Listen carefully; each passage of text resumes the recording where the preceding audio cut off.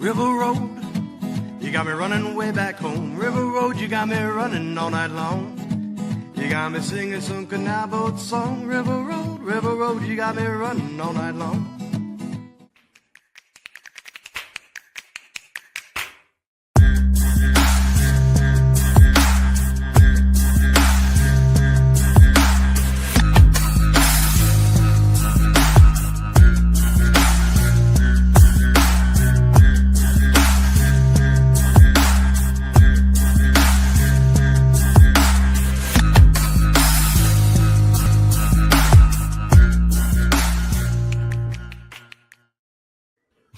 You know what? I just realized the video didn't cover the banner. That's so funny. Well, everybody, welcome to another episode of Niner Nuts. Indiana Dan here with Mr. Easy E.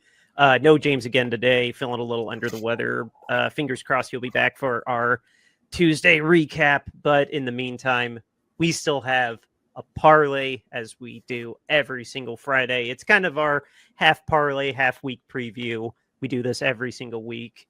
And obviously, notice the banner that I thought our intro was going to cover, but did not. Don't take us seriously. Follow your state guidelines for rules, regulations, and whatnot, and call 1-800-GAMBLER if you have a problem. We are not sponsored by DraftKings. We just use them for our own mischievous use of the parlay. We are not sponsored by them in any way. So legal stuff out of the way, whether we actually have to do that or not. We have a lot to go through. No, it's a strictly money line ticket this week. We didn't dive too deep into trying to get anything else in there. So we're just going straight money line this week. And the very first one is the Carolina Panthers against the Saints. This one I have a great feeling about. The Panthers. I don't know. Maybe we need to talk to an actual Panthers beat reporter. Something's going on with them. They're right behind the Bucs. They might give the Bucs a run for their money for the South. I don't know if that says more about the South or the Panthers, but they are hosting the Saints. It is an interdivision game, so can't assume it'll be a blowout. Plus with the Panthers, they've been a little spotty, but they have a winning record, and the Saints are just slowly spinning down the toilet. So in my estimation, this is a really easy pick that the Panthers should win this. What do you think? I would agree with your sentiment there. I mean, the Panthers have shown themselves to be pretty good over the last 8-9 weeks. They've shown themselves that they can win close games. They can blow people out too, like they did the Bears that 1 week. So I mean, they're a feisty team. They've got some good pieces and parts down there. The Saints just don't have anything. I mean, they're just hapless right now. And I mean, it is an interdivision game, so I mean, that does give me some cause for concern that the Saints could just rise up this week and have some sort of miracle happen. But they did. Yeah, exactly. They traded away one of their best receivers this past week. So, I mean, they get even less firepower than they did before. So, I just don't see – and they're still rocking with the rookie quarterback down there, Tyler Schlack or whatever his name is. I still have no idea how to pronounce his name right. Yeah. So, I mean, I just don't think that this is going to be a win for the Saints. It should be a comfortable win for the Panthers. I can't remember if they were playing the Saints before or the Falcons. Do you remember last year there was a Carolina game? Not that this year's going to have terrible weather during this specific game, but this just hit me the last time that I cared to really focus on a Panthers game in Carolina. It was during some horrific weather and the cameras were deliberately staged to be a little upward and facing down so it didn't see how empty the bowl of the stadium was. Yeah, we could get tickets to that game for $9, I think it was. Yeah, that's right, yeah. Yeah. Oh my gosh, that just hit me. I'm sure the weather's going to be fine there tomorrow, but fun little memory I had. Yep. Next is the 9:30 game in Berlin. It's not the final game across the pond, but I can't remember what the last one actually is, but regardless, the Falcons are going to the Colts, quote unquote. The Colts are technically the home team in this, and I won't waste too much time on this. You all know my feelings on it. I was just very flabbergasted and very, very surprised that the Steelers showed up and did what they did to the Colts. But even though the Falcons did give the Patriots a run for their money, let's not forget they only lost. They didn't force overtime because they missed an extra point, and they did give the Patriots some hell. That defense did. But I think on a neutral turf, I think the Colts are going to have a nice little bounce back game. I can't see the Colts defense not being a big handful for a pretty still badly injured Michael Penix, because he's still dealing with that the knee or leg bruise. He's still dealing with that. So I don't know. I have a really good feeling that this will be a nice bounce back game for the Colts, especially after the high they're going to be on getting Sauce Gardner at the trade deadline. Mooney's not back yet. He's still in concussion, or he's still on IR for his concussion. But dude, shout out to this GM for finally having a really good free agency, finally wheeling and dealing and it paying off. This is what happens when you don't just sit on your money. Or when you leave for 8 years, however you want to look at it. But no, Ballard's made a awesome roster this year. That defense, when Mooney's healthy, it'll be Mooney, Moore, and Sauce as the corners, and then Bynum's in the back. That defensive line stacked, led by DeForest Buckner. Jair Franklin's an awesome middle linebacker. That defense should be a lot for the Falcons. And I don't know. It'll be red alert in Indy if the Falcons pull an upset on this. And I say upset because the Colts are favored at minus 305. So, Insane, what do you think about this? The Colts are a really good team this year, and I don't see them losing 2 in a row, especially against the Falcons. I think the Pittsburgh game was a bit of a fluke. I mean, they had like 6 turnovers in that game. 3 picks, 2 fumbles. It was bad. Yeah, I mean, like that's not going to happen on a regular basis. And the Falcons are a team that generates a ton of turnovers anyways. So, I mean, Jonathan Taylor will get going in this game, and he'll run all over the Falcons because the Falcons don't have a very good run defense. And, your point about Penix still being injured is valid. So I think the Colts can get to him and put pressure on him. And he doesn't throw well under pressure either. So I just don't see the Colts the Patriots are good. Don't get me wrong. But, the Colts are kind of in a tier above the Patriots this year. I think that's fair. Yeah. So, I think that the Falcons, almost beating the Patriots is good for them. But, coming up and beating the Colts next is a whole different level, I think. And so an international, not international waters. It's a neutral site on a 12-hour flight away. Yeah. So, I just don't think that the Falcons are going to have what it takes to come up and beat the Colts in this game. And I'm pretty comfortable picking the Colts here in this one. So, if I wake up early, really, I won't miss that much of the game. I usually wake up at 10. If I wake up and see the Falcons causing 6 turnovers, I'm going to eat my hat. I'm going to be so mad. I've talked so much crap, like with the Colts being so good up to this Pittsburgh game. I've had to kind of mellow out a little bit. I'm going to be so mad if the Falcons pull an upset on them.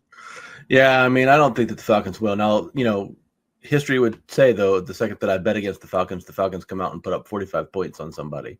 I know. They have a great team on paper. It's just not – I'll stick up for that defense. That Falcons defense, last I saw, was the second in the league, overall. So, they have a good defense. The offense is just not complimenting them in any way, shape, or form. Yeah, they're very unless Bijan gets rolling. They're just very inconsistent. So it's the whole thing with them is you bet on them one week and then they stink, and then you don't bet on them the next week and then they look like world beaters, and you're just like, oh, okay, well then I'll bet on them again, and then they stink again. It's just terrible. So yeah, for sure. So since they played well against the Patriots last week, I would assume they're going to come out and lay an egg against the Colts. Fingers crossed. I do genuinely think so too. If I put on the gambler hat, but no, just the super fan of me that they better. Next game, the Giants are going to the Windy City to face the Bears. The Giants are, speaking of tailspins, they are in a bit of a tailspin themselves since losing Scadaboo.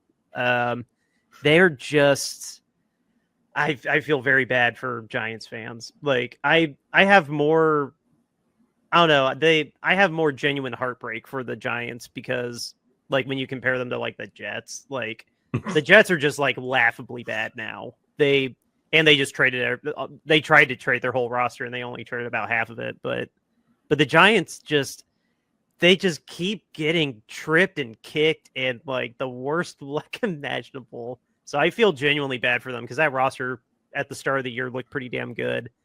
And then hey, look who might actually be on the upswing. Look who might actually be on the upswing in the Bears. If they want to keep this hype train going, getting an easy win at home against the Giants will do it. And honestly, I think that'll happen. The Bears are just, they are too talented to let this game slip from their hands, and I don't think it will. I think they'll actually get it. I think they will get it done. Well, I mean, if this Bears team wants to be considered for any sort of, we said this last week about, teams wanting to be considered for any sort of postseason success. I think we were talking about the Jags when we talked about them last week.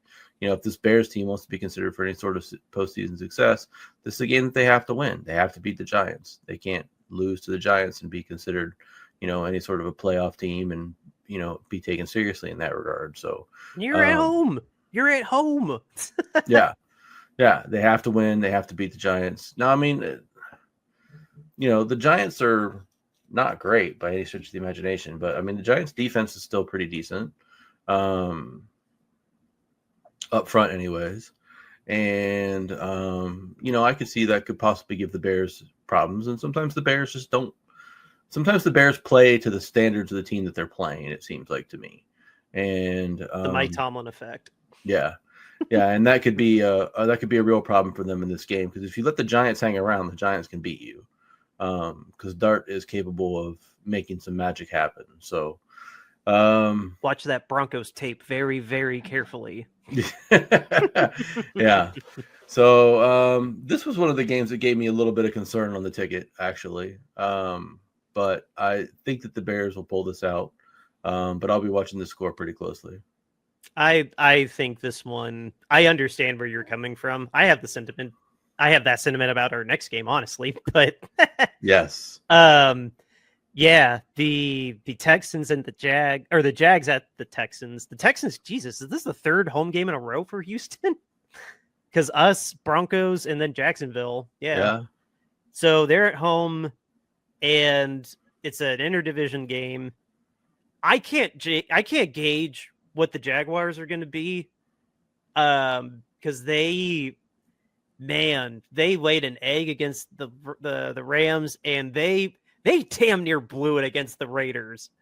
I only watched highlights after the fact because it looked like such a snooze fest for 3 quarters, and then just went off for like 30 combined points, or like almost 40 combined points, went into overtime, and they only lost because of a fluky batted 2-point conversion pass. Yeah. Which is amazing. And the Texans are going to be without Stroud, so it's going to be General Mills. But I forgot about that. I wouldn't have bet this game if I remembered that. I wouldn't blame you if he redid this and took it out. But but yeah, no, maybe it's not General Mills. Who else do they have? That's David Mills is the quarterback. Okay, I thought they had a different backup beside. I knew they had Mills, but I thought he was third string. Are we sure Stroud is out still? Yeah, I saw Stroud is out because he's in concussion protocol, if I'm not mistaken. But yeah, no, it's a divisional game. The Jaguars have lost a lot of their muster, but now CJ is also out. So Jaguars have no receivers though either. Well, no, they just traded for Jacoby Myers, but this will be his first game in a Jags uniform. So yeah, take that with a grain of salt. How integrated into the offense will he actually be at this point? And yeah, they don't have Hunter. Hunter went to IR with a knee injury. So I think the Texans being at home gives them a massive advantage because that defense is pretty legit, and they almost beat the Broncos. So I don't know. If the Jaguars want to have a shot at the Colts, they have to win this game. But excuse me, since it's on our ticket, and like sincerely, I'm not trying to talk myself into it. Like, I get the heebie-jeebies with this. Like, I won't feel dumb if the Jaguars pull this off, just because the South is weird. But at face value right now, I agree. I think the Texans will end up pulling this off.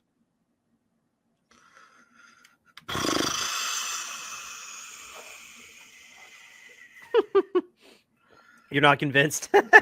I'm way less convinced now that... Dude, the Jags are bad. I don't know what happened to them, but they are bad now. They have free fallen from the team that picked us off 3 times. Yeah. The Texans aren't good either. Texans went toe-to-toe with Denver last week. But that was with CJ. And yes, they are going to General Mills, but CJ went toe-to-toe against Bo Nix, and yeah, the Broncos pulled it off in their 6th win in a row, but they gave him hell. They made him win it. Yeah, that's true. Their defense is really good. And they're at home. Home defense. And General Mills is not...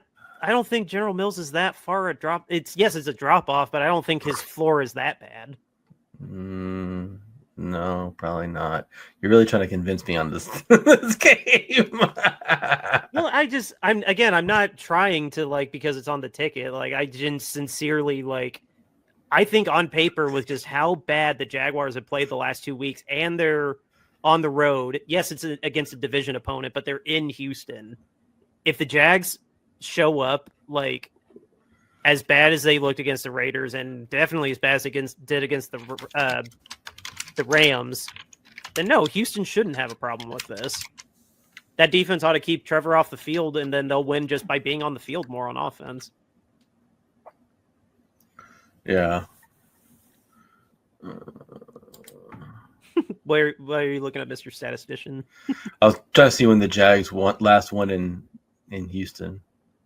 Oh, that's a good question. The only Jaguars trivia I have in a head-to-head is against the Colts, because the Colts have lost in Jacksonville, I think, the last 8, if not 9 times.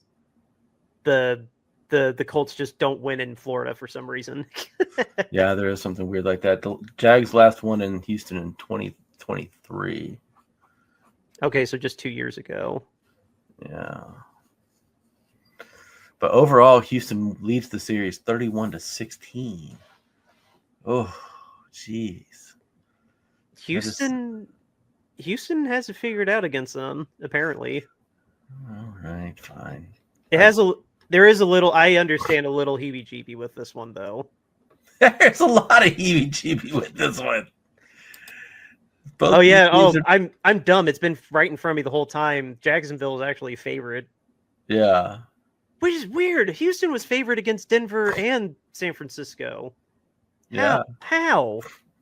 Because Stroud's not in, I'm guessing. Oh, that's okay. That might be why. Vegas being very down on General Mills. All right, that's fine. I guess my analysis is I guess Houston's going to win. I mean, if we call an audible, we can further debate. We need to cover, I forget how many more games we have on here. Yeah, we got 4 more games we need to cover real quick. So pending on this one, viewers. The Lions are going to Washington, the very, very battered Washington.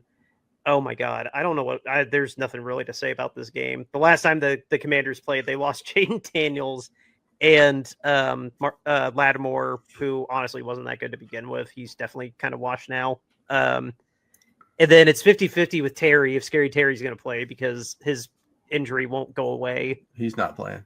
And then McCaffrey. They lost their McCaffrey. Yep. How's this not going to be a Lions blowout? The Commanders' defense sometimes punches above their weight class, but not really. I don't see it happening against this Detroit offense. The Commanders have just been beat up by injuries all season long, and Mariota's pretty bad. Mariota's not great, and they haven't really been able to put things together like they did last year. I mean, they've kind of proven that last year was a bit more of a fluke than a true thing. So, you know, a lot of people were on the Jaden Daniels hype train coming into this season, talking about he was a top 5 quarterback of the league and everything like that. And, you know, what's he done this year? He hasn't done much of anything because he's been hurt all year. The Commanders, just like you said, they're missing McLaurin, they're missing McCaffrey, obviously missing Daniels. So, I mean, I don't know how they lost Eckler back in week 3. Yeah. So, I mean, I just don't know how they're supposed to generate any offense to keep up with this Lions team. Hutchinson's going to eat Mariota for lunch on sack terms. So, this is probably going to be a pretty huge blowout that most of America is going to get to watch and see. So, good for them.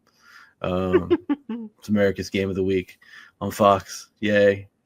But not the Brady game, though. Yeah, not the Brady game. Yeah.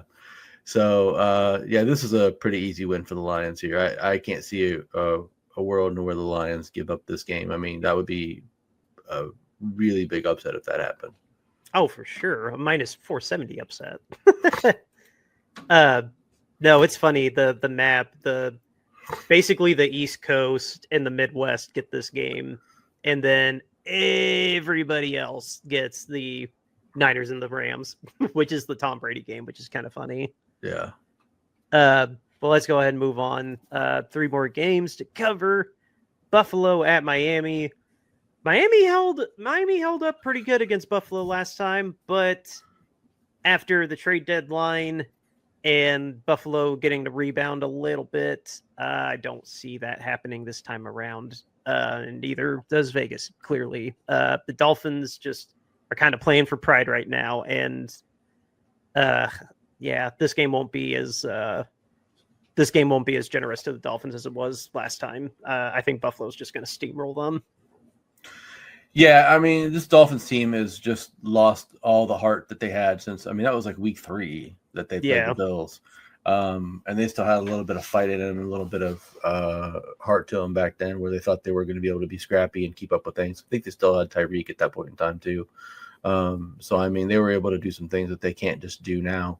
And this team has lost a lot of its heart, it's lost a lot of its drive. I mean, they're just playing out the season at this point in time. I don't see that the Bills are going to lose this game. I would assume that the Bills are going to walk away from this pretty handily, probably like 35-14, 35-17, something like that. Mm-hmm.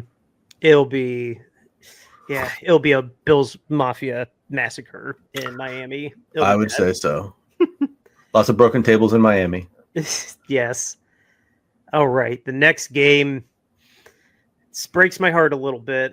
Breaks my heart a little bit, but the Patriots coming into Tampa Bay.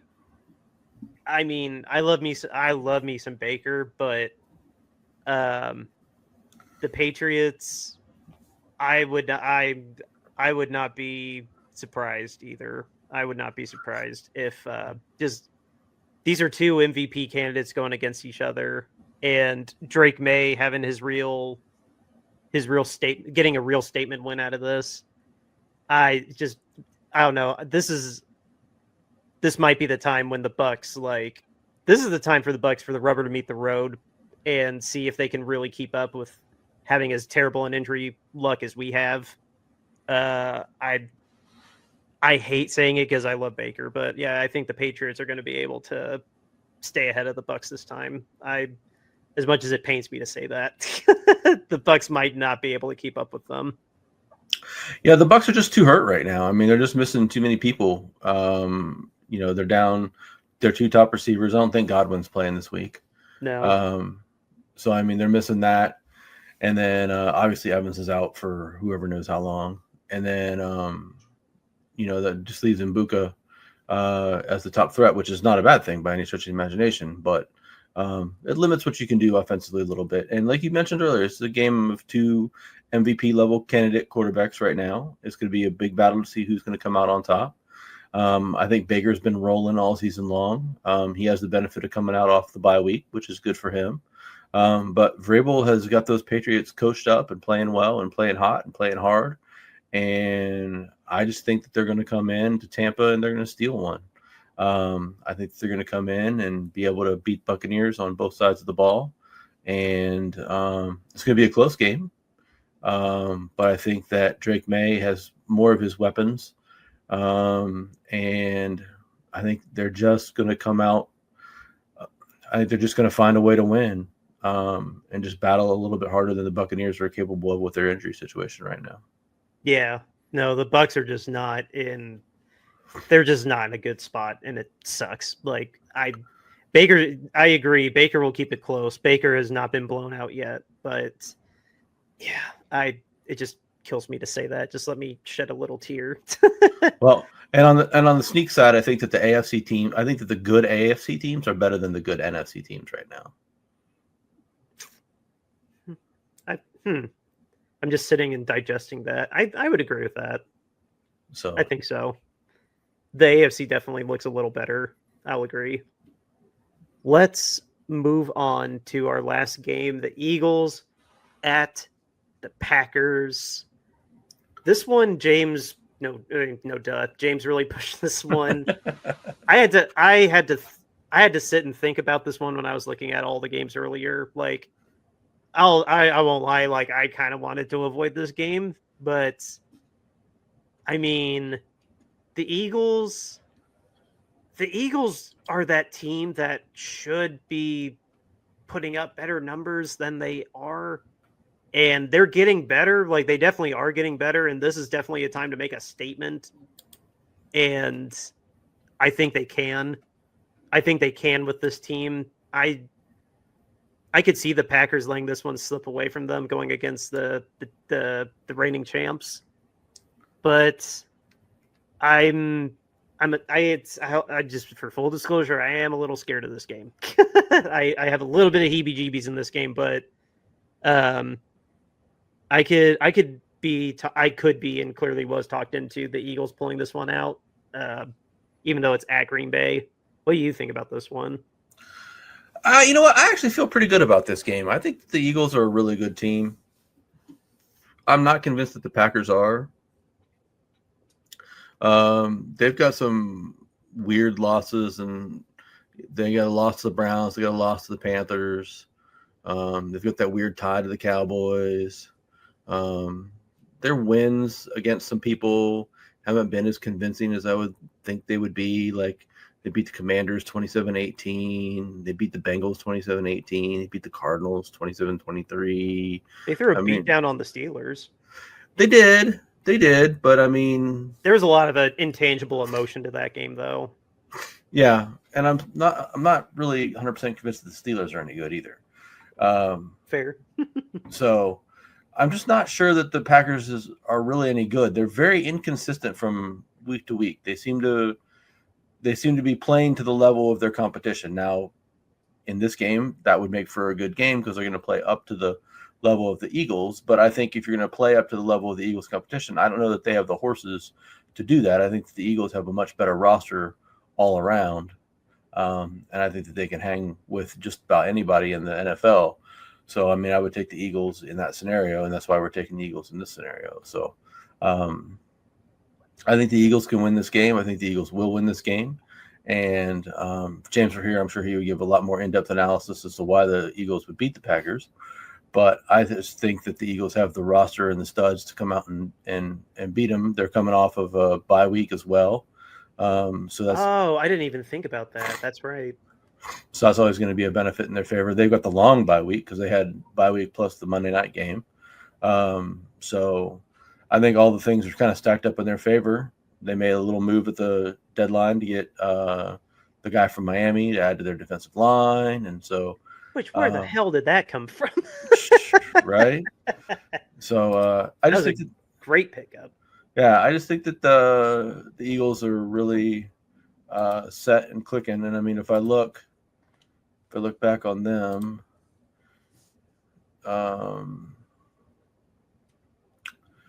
their two losses to the Broncos, that's a good loss. And they lost to the Giants. That was a fluky game. Yeah, a bad loss, but I mean, that's one of those interdivision losses that kind of just happens. But I mean, they've got some quality wins on their schedule. They beat the Chiefs, they beat the Rams, they beat the Bucks. So I mean, they've got some quality wins on their schedule. So I just think that they're a better team. So I think it's going to be a good win for them. It'll be a close game, but a good win. See, I needed this talking into, like, reminding me that the Packers have had embarrassing losses, and the Eagles have had very, very convincing wins. Like, just because it's not as showy as it was before. Like, yeah, I at face value, gut reaction. Clearly, my gut needed some calibration. Like, it's on Monday night primetime too, so I mean, everybody's gonna be jazzed up. But I agree at face value. I keep saying that the Eagles are a more talented team on paper, and they should beat the Packers. I don't know. I needed that convincing, and I'm growing more. I have more confidence now after what you've said, because those are some good points. Well, you got to take a little bit of a risk gambling too, or you don't make any money. So yeah, very true. Very true. Same with like Houston. Yeah, like Houston. So I'm going to leave it on the ticket. Even though you didn't know about CJ. But if that game is 30-0 Jacksonville by the end of the half, I'm going to be texting you guys and telling you that I was mad that this thing is on the ticket. That'd be fair. That'd be fair. Here we go. Now that we've gotten through the ticket, that means it's time to give our shout out to our sponsor, Royal Retros. What is Royal Retros? It is your go-to place to get yourself an authentic throwback jersey, whether it's football, basketball, baseball, any of the major sports. They got you covered. And check out that candlestick collection. It is curated with the Bay Area in mind. They got Giants gear. They got 49ers gear. When you find something you like, use the promo code Shady Sports, and you will get 10% off of your order. Not just special items, not just select things. Everything that's in your cart, 10% off when you use the promo code Shady Sports. It helps us out. It helps out every one of the shows here on the Shady Sports Network. Shout out to Sam for hooking us up and hooking you up with this awesome promo code. Again, it is Shady Sports when you check out at royalretros.com to get 10% off of your entire order. royalretros.com. Go get yourself an authentic throwback jersey today. We are also selling our own t-shirts. Where is that banner? We're selling our own t-shirts. If you've heard this before, we were inspired by Mr. Snyder and his misconduct as an owner to want to hold all owners to the same, if not better, standards as players are held to. That's why we started this hashtag owner accountability and the owner standards over player standards as well. There you see on the screen. And to put our money where our mouth is, we are selling shirts, but we're not just selling shirts. All the proceeds from these shirts are going to Mountain Comprehensive Care Center. It's an awesome center in Kentucky. Go back to one of our earlier episodes. We had a wonderful guest from Mountain Comprehensive Care Center. It is a great women's shelter in Kentucky. And these shirts we will give the proceeds to them. This one is our hashtag shirt. It has owner standards over player standards, hashtag owner accountability on it. This shirt and all the shirts that we are selling are made to order. Some of them have color variation, but you pick your style, the t-shirt, long sleeve, a hoodie, a crew neck, and then you pick your size, and it's made to order. Pricing starting at $22.99, and just goes up from there depending on what you like. The next shirt, this is our podcast cover art. You see this on all the podcasting platforms. You see it on our YouTube channel. If you watch us instead of listen to us, again, just pick your style, pick your size, and it's made to order. Ships right to you. Pricing starting at $22.99. The next shirt, I love this in red personally. I would not recommend the other colors, especially the blue, but it's an option that's there. It's got the goalposts and the peanuts. It's a very, very nice shirt. James rocks it when he's here on camera every now and then. Made to order. Ship right to you if you like this style.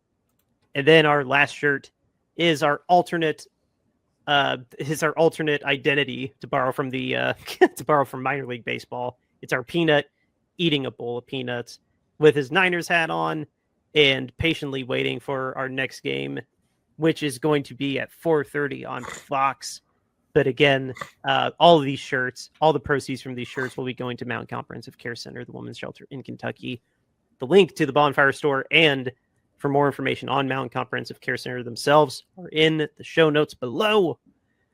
So with that, we have enough time to have a little a deep breath, a little bit of prayer that we can hold our own against the Rams, because this is not. I said it a little bit, and I'll just reiterate it here. I'm always wrong that the Rams games are always blowout. The Rams games turn into blowouts unless we have blown them out, but they very, very rarely blow us out. We tend to always hold our own against them, and I'm trying to remind myself that every single day. But this does not feel like it's going to be. It didn't feel like we were going to win the last time either. But to be fair, I don't know. Just the Rams seem hot right now, and we seem like we're still barely holding on with Scotch tape. So if you have the injury report up there, Purdy was limited. It sure, until I see the bold words, Brock Purdy is starting.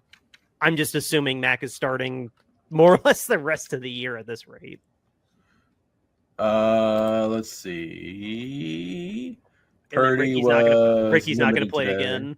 Ricky was a DNP again. Let's see. Tatum Bethune was a limited participant today. That's not good. Brendel was a limited participant today. Excuse me. Alfred Collins was a DNP today. Kalia Davis was a limited participant today. Huff was a DNP or a limited participant today. Juwan was full today. Mac was full today. Christian was full today. I said Ricky was a DNP. Keon White was a limited participant today. Of course he was. We just traded for him. Right, yeah. Trent was full today. D. Winters was a DNP today. That's not good because he went from limited yesterday to DNP today. Oh, that's fun. Listeners, we tape on Thursdays, so unless you listen to this right when it drops, you might have, a little bit more info than we have, but just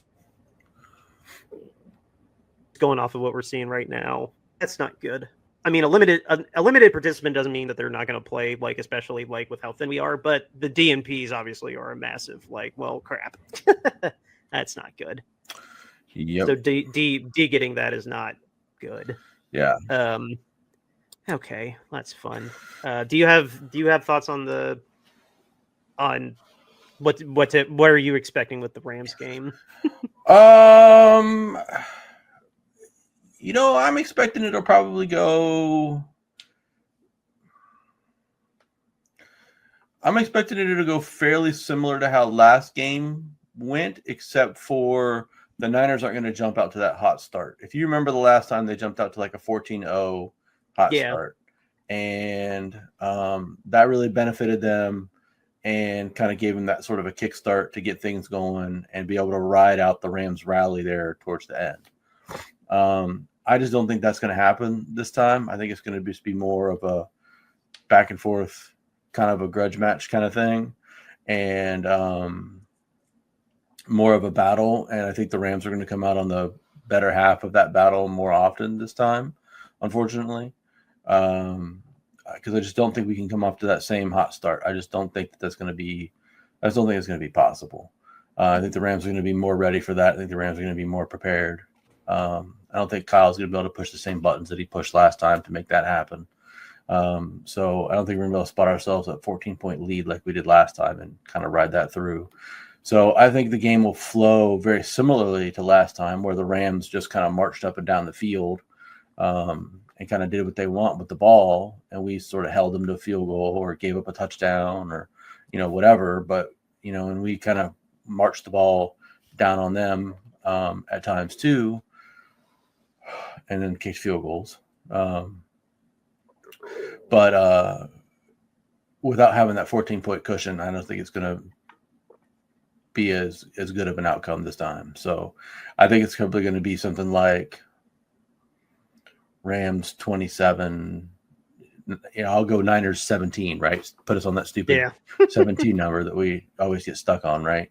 So I think it's going to be something like that where, and it's not even going to probably feel quite as close as a 10-point game kind of does. It'll feel like the Rams were in control the whole time, and the Niners were kind of like plucking away and were, annoying in the game, I think. That sounds like our MO. Like if we end up losing a game, we're usually like still trying and then we throw a pick. And then we try and then we fumble. Or we try and then it's a 3-and-out. Yeah. Yeah. So I mean, I think we'll be annoying in the game. I just don't think that they're gonna have it just enough to get through. So, maybe I'm wrong, and maybe the offense will generate more against the Rams defense than I think that they will. But the Rams defense is the number one defense in the NFL now. Oh wow, I didn't see that. Yeah. So I mean, what do you expect to have happen after that? So if they can keep Mac clean, if they can keep Mac upright and give him time to make plays, then maybe we're talking a different story here, because he's shown that he can make plays and make throws when he has the time. And if you give him time to do that, he's shown he's very capable of making the right reads and getting the ball to open receivers. I mean, there's no doubt about that. And Kyle will get him open receivers. But it's just whether or not we can keep him from having to run around back there. Well, stagger around back there and, give him a clean pocket to throw out of. So just remains to be seen. But I just don't think we're going to be able to get any pressure on Stafford, and Stafford is just going to pick us apart like a surgeon, unfortunately, which is not an indictment on our defensive backs at all, because I mean, you can only cover somebody for so long, right? You can't cover them for 4 or 5 seconds every play. I mean, it's not possible. This is a veteran that knows every defense. He's got a plethora of weapons. Like he's good enough to make anybody. He could, in theory, make bad receivers good. But when he's got even a hurt Puka, Devontae's right behind him, and then Tutu Atwell's very good. And then it doesn't matter that they're scrubs behind him. Like Stafford stands up long enough, someone's going to get open, and he's going to hit him with a dart. Like it just, we've seen the song and dance since he got traded there in 21. Like, yeah. I mean, you got to remember. I mean, Puka and Devontae are 2 elite receivers. So I mean, those guys are able to get open. So I mean, I think you're going to see a lot of, defensive holding, or illegal hands penalties. I think you're going to see a lot of those as defenders scramble around and try to keep up with those 2 guys as they're making them run around while our defensive line is floundering, trying to get to Stafford. trying desperately. Yeah. So, I mean, I think they're going to get a lot of holding and penalties like that, just because they're trying to keep up and trying to not let guys get away. So, I don't have much optimism for this game. It's just the reality of what it is. I think it's one of the harder games left on our schedule. No, it does get easier after that. And I agree with you. We're going to have to earn this. I'm not that optimistic. We're going to have to earn it. And I don't know. We'll see. We're at home, so that helps. Yeah. I mean, it's a winnable game. I mean, it's not that we can't win the game. I mean, we can definitely win the game. We've been wrong more times than not, or I'll speak for myself. I've been wrong more times than not, because our win-loss against the Rams over the past, we'll say since 2020, we still have way more. It's very favored to us. Yeah. We've won. Oh God, it wasn't even that long ago that we had a 10-game win streak against them, minus the NFC Championship. Yeah. So I mean, it's still a winnable game for us. I mean, I'm not going to sit here and say that there's no chance that we're going to, like last year, like when we played the Bills or whatever in the snow, whatever. I was like, oh yeah. Remember, I bet that line up just as far as I could go, because I was like, there's no way that we're going to win this game. There's no shot. Yeah. We seem to be the Rams kryptonite. I'm sure you've noticed, it seems like inner divisions, sometimes somebody is a kryptonite.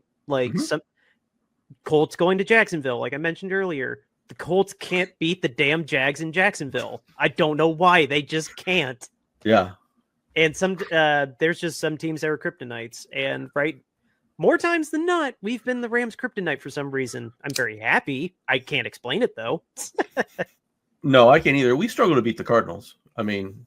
Yeah, they were our kryptonite for a while there, too. Yeah. Yeah, I mean, it doesn't really make any sense, but there's been multiple times where we've lost games with the Cardinals, and I'm just like, why are we losing to the Cardinals? This doesn't make any sense. Yeah, So, no, for sure. There's plenty of games where we were overall like a 10-win team, but two of our losses were the Cardinals. It's like how the F do we not like beat these guys? uh-huh. How do they have our number? Yep. Yep. So, I mean, there's a world in which we win this game. And I mean, it's the problem is that the margin for error is just very slim, right? I mean, we can't mess up a lot of things. We have to be very precise. We've got to get points on almost every drive. Can't lose the turnover battle. Can't lose the time of possession battle. Yeah, especially can't lose the time of possession battle because we've got to keep them off the field as much as possible. And, we've got to be able to run the ball, and we have to be able to run the ball effectively. And we have to get points when we're down in the red zone. We have to be able to get touchdowns when we're down there. We can't settle for field goals all the time. And just all the little things that go into, the game of football that, I mean, anybody who listens to our podcasts probably knows and everything like that. But I mean, it's just all those little things are going to really be important this week in a game of this magnitude because you can't give the Rams any sort of an extra edge. Yeah. Like, no, you can't. You can't. This is Sean McVay has a very well-oiled machine in LA that we've figured it out a handful of times, but yeah, right now with these variables that we have, there is no room for error. We cannot play a sloppy game against them because they will take advantage. It's kind of like how I've said that the Chiefs are the first half of the game, they're like a Madden 80, 85, but then by the time we get to the fourth quarter, the Chiefs are 99s across the board. That's the same with the Rams. The Rams are a 99 in the fourth quarter team. Stafford lives for moments like that where he can get a game-winning drive. He's unstoppable in the fourth quarter unless you have at least a 7-point lead on him. Yeah. And even then it might need to be a 10 or a 14, really. Yeah, he's really good with the back against the wall kind of thing. So I mean, yeah, it's tough, but the Niners defense is going to have to make some big stops. They're going to have to make some key plays. They're going to have to get some key stops. Maybe not necessarily a forced fumble recovery at the 1 yard line like they did last time or anything like that. But I mean, they're going to have to make. If it cannot be that traumatic an ending again. Right. Yeah. But I mean, they're going to have to make plays. They're going to have to shut guys down on third down. They're going to have to make key first down stops. They're going to have to, they're not going to be able to get away with letting the Rams get 6 and 7 yards on first down every time. Right. That just can't happen. Right. So they're going to have to hold the Rams to 1 yard or a 2 yard gain on first down, set them up for second and long, and then force them into a third and long, and then stop them on third and long. Yeah. And when the ball's coming to Puka Nacua, you're gonna have to know that it's coming to him. You're gonna have to stop him anyways, and all those kinds of things. So there's just a lot of work for the team and a lot of work to be done defensively. But I mean, they can do it. I know they can. It's just that sometimes what you can and what you are able to do are two different things. So right. No, yes, the easy schedule still overall, but yeah, hopefully, I don't know. I'm always proven wrong. So maybe if I still just assume that the Rams are just going to come in and just punch us in the mouth, I'll be surprised and very happy on Monday. I don't, because that seems to happen a lot, but I would love for you to be wrong, Dan. I would too. I would very much like to be very happy and why do I worry about the Rams? That's happened a lot. I think with that, I think that is all we got for this episode, y'all. That's our picks. We've said our little prayer to hopefully beat the Rams. Is there any actual last second breaking news? Antonio Brown was arrested in Dubai. Oh. And extradited back to the U.S. Oh, wow. Because he shot somebody a couple months ago. Oh, yeah, I heard about that. It was in Miami. Yeah. Yeah. He fled to Dubai. Unfortunately, that one Cowboys player passed away, Nealand. He died earlier today. Oh, so God, that story just... that broke my heart. I'm not going to recite all the details, but did you see the whole, do you know everything that happened? Oh no, but I'll read about it though. It's if you need help, ask for help. I'll say that. My heart's broken for the Cowboys, like, and obviously all that guy's family. Like, it's tragic. That's a very, very sad story this morning. Yeah.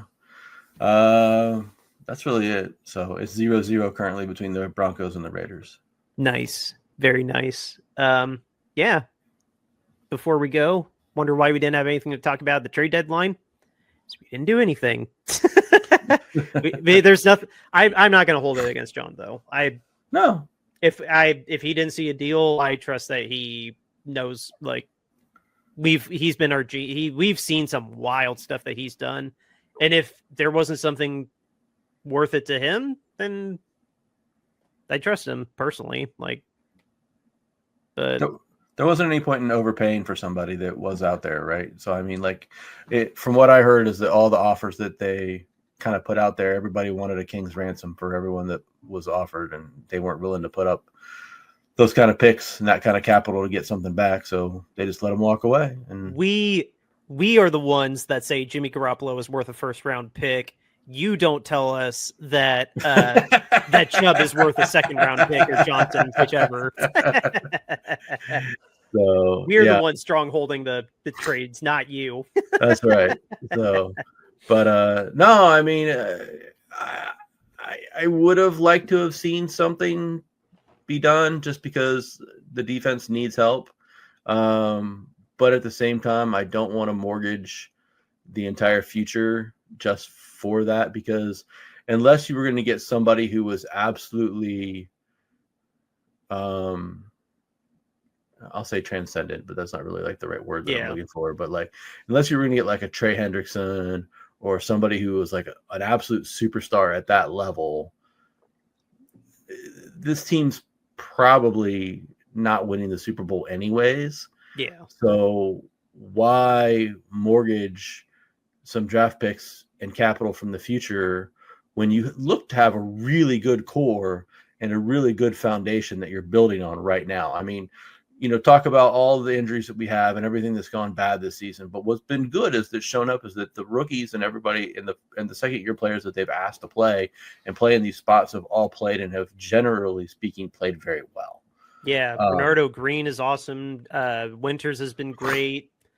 Pinnock, all the safeties have had moments. Like, all the safeties have had moments, and they're all stupid young. Green, or I already said Green's amazing. Like, Stout's been great. Ricky's been worth it when he's on the field. John and Kyle have an incredible eye for drafting, especially the last 2 seasons. Yeah, so I'd much rather take, the extra 2 or 3 draft picks that we were going to potentially trade away for somebody and take those into next season and build on top of what we have this season with the roster that we have, because our core isn't going to change much next year either, except maybe Trent retires. Maybe, I don't know. I think he's still got another 30 mil left on that deal, and Big Trent ain't leaving 30 mil behind. I'll stand by that until the day I die. Yeah. That man is not leaving money on the table. Of the big boy contracts, I agree. Trent's the one that is most likely to disappear, if he even does. None of the rest of the big boy contracts are going anywhere. He has his own private plane. He ain't going anywhere. Yeah, Christian's not, Fred's not, George isn't, Demo isn't. I can't remember our other. Purdy's obviously not. Brandon's not. That's all. And then Nick's not. That's all our big boy contracts. Yeah. So I mean, like, they're all coming back, right? So I mean, like, essentially next year you're basically saying, hey, let's run it back with this same core that's now had a year of playing under their belt. So all these rookies and all these second year players that we asked to get up to speed and take on all this additional responsibility. Well, now they're up to speed, and now they've taken on that additional responsibility. Now they're ready to play. Now they're ready to be what we need them to be. And now maybe we've gone and we've signed a free agent, or maybe we've gone and plucked another draft pick from somewhere, or, whatever, and filled a hole, in a couple of places. But I don't think that giving up, a first and a third and a whatever for, somebody was really going to be that big of a difference maker because, like I said, I mean, unless you're going to go out and get the biggest and the baddest guy out there, even still, I don't think that this team makes it to the Super Bowl. I hate saying that, but I just don't think that they're going to get there. Is the draft capital we're losing for the future worth the instant gratification of a team that, like you said, I agree, like, never say never, but is it likely? No. Right. Is the draft capital worth any of these people that we're definitely just going to be short term? Like, because we definitely would either have to sign them to a big contract or restructure their current big contract. Like, no, losing the draft capital for the guys that were out there. I trust John. Looking at it after the fact, it looks like we made a safe call. We're gonna ride the season wherever it goes. If we make the playoffs, cool. I'd be shocked if we made the Super Bowl with our roster the way it is, but like we're still very competitive and we're still very much in it to win the division. So, well, the NFC is, I mean, like we talked a little bit about before, I kind of dropped that little bit of a hint, but I mean, like the NFC isn't great right now. Nope. So, I mean, like there's a path for us to get to the Super Bowl. Don't get me wrong. There's a path for us to get there. It takes a lot of offense and a very opportunistic defense and still good special teams for us to get there. But we can get there. It's possible because there's nobody in the NFC that is really dominating and taking people out on a week-to-week basis like we have seen in previous seasons right now. Yeah. So, I mean, it is possible to get there still. There's nobody that I would play on a week-to-week basis that I would be like, oh, well, we're going to just get blown out against them. I mean, like, I would go into a game like we're going into this week and say, well, you know, everything's going to have to go right, and we're going to have to really play a pretty perfect game for us to win. Don't get me wrong, but it's not going to be a 30-point blowout. No, I think that we can still win. It's just that we have to do everything right. But until somebody in the NFC steps up and starts dominating people and starts taking people out, then, I mean, it's a wide open race, in my opinion. I mean, the best team in the league has 7 wins. We got 6. Yeah. So, I mean. Yeah, that's true. That's very true. Wise words I think that's a perfect last thought to carry us through the weekend. This has been a good one. We'll be back. Our game again, Sunday, 4:30 is the Tom Brady game on Fox. Our outro music is River Road by Justin Muth. We'll be back on Tuesday, guys. Let's beat the Rams. Yes, let's beat those damn Rams. Catch y'all later.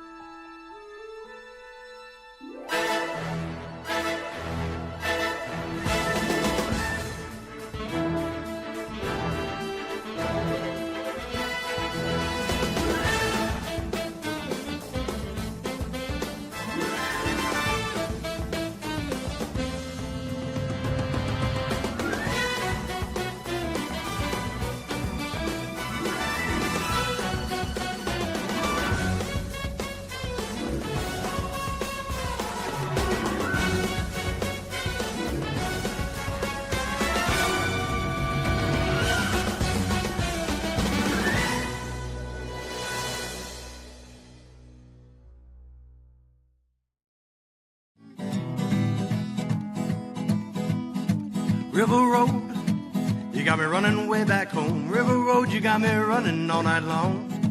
You got me singing some canal boat song. River Road, you got me running all night long. River Road, where have all the women gone? Have they kissed her hand and waved you bye-bye? Have they thought about crossing your double yellow lines? River Road, they love the way you whine and cry.